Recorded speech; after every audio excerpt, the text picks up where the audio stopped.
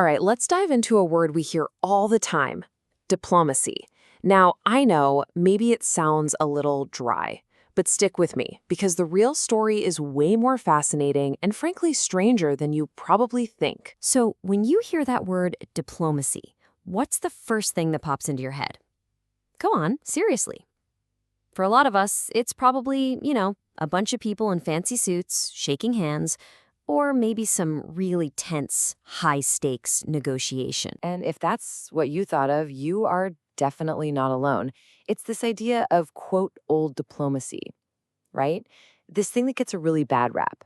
A world of secret backroom deals, shifting alliances, and, well, the kinds of secret treaties that many people blame for dragging the world into World War I. But here's the thing. What if I told you that's just a tiny, tiny sliver of the real picture? The actual story of diplomacy is ancient. It's always changing. And honestly, it's one of the most critical things to grasp if you want to understand how our world even works. Okay, let's get into it. First things first, what do we even mean when we say diplomacy?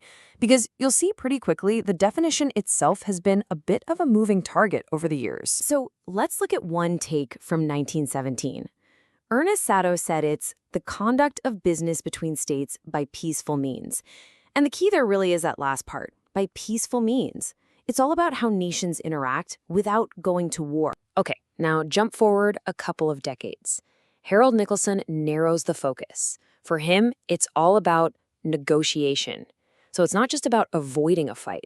It's about the process, the actual art of talking, of bargaining, of managing relationships. And then, fast forward again to 1988. R.P. Barston's definition blows it wide open. Now diplomacy isn't just one action. It's involved in the entire foreign policy machine, from giving advice to shaping the policy and all the way through to making it happen on the ground. But see, here's the twist. To really get what diplomacy is, we have to go back, way back. Before we had modern countries, before there were embassies, before any of the stuff we think of today. This is just incredible.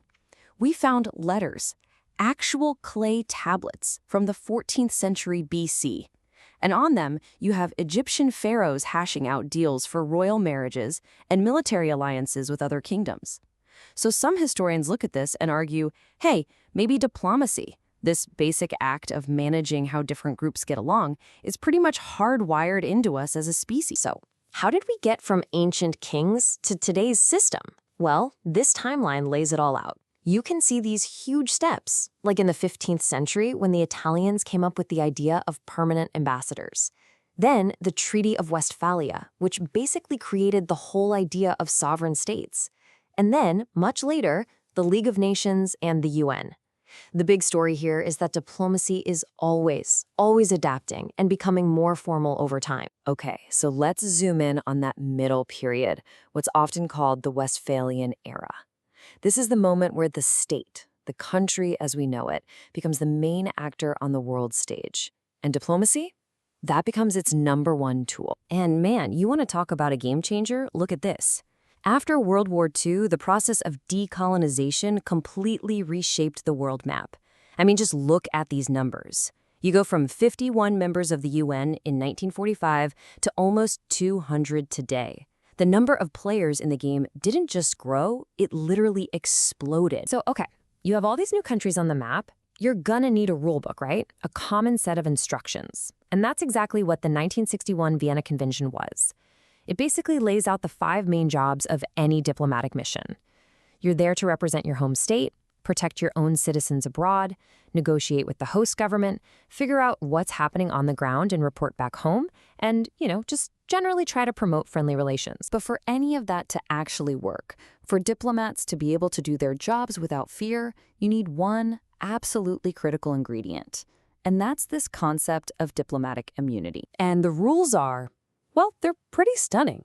A host country can tell a diplomat to leave, declaring them persona non grata, basically an unwelcome person, but they cannot arrest them, no matter what. Think about this real-life case from 1997. A diplomat from the country of Georgia caused a fatal car accident in D.C. He had immunity.